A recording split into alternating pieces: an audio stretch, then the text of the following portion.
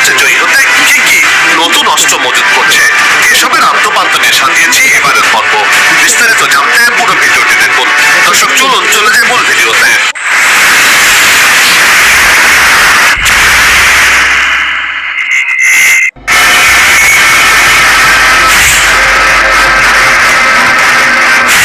Iran, Israel এবং মার্কিন যুক্তরাষ্ট্রের মধ্যে চলমান উত্তেজনা বেশ ভাবিয়ে তুলেছে বিশ্বকে।